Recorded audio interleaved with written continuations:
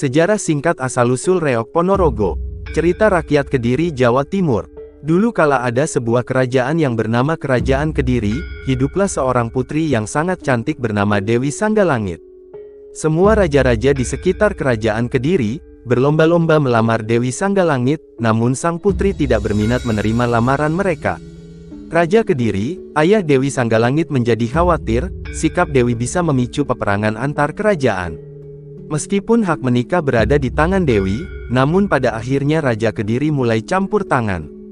Saat ayahnya menyuruhnya menikah, akhirnya Dewi Sanggalangit memikirkan perkataan sang ayah. Akhirnya ia memutuskan untuk membuat sayembara. Syarat untuk menjadi suaminya harus memberikan pementasan yang belum pernah ada di negerinya.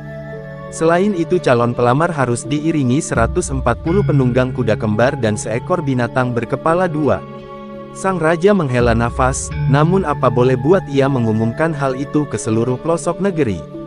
Syarat itu sungguh berat, banyak raja-raja yang mundur dan hanya menyisakan dua kandidat yakni Singabarong dari Kerajaan Rodaya dan Raja Klana Sawadana dari Kerajaan Bantar Angin. Mereka berdua berjanji akan membawa apa yang diinginkan Dewi Sanggalangit. Sayangnya Singabarong yang licik punya rencana curang.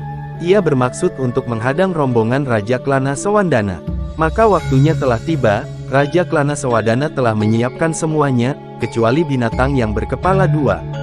Ia hanya membawa hewan peliharaannya yang cantik, ia membawa burung merak yang cantik. Rombongan Raja Klana Sawandana telah sampai di hutan. Tiba-tiba seekor singa mengamuk. Dialah Raja Singabarong yang berubah wujud jadi singa. Rombongan Raja Klana Sawandana tidak bisa menahan amukan si singa, korban mulai berjatuhan. Raja Klana Sawandana tahu kelemahan Raja Singabarong, ia melepas hewan peliharaannya dan hinggap di kepala Singabarong. Burung itu mematuk kutu-kutu yang berada di Singabarong. Usaha Raja Klana Sawandana berhasil, Singabarong berhasil dijinakan karena keenakan dari olah sang merak. Saat melihat Singabarong dan merak peliharaannya, Raja Sawandana melihat hewan berkepala dua.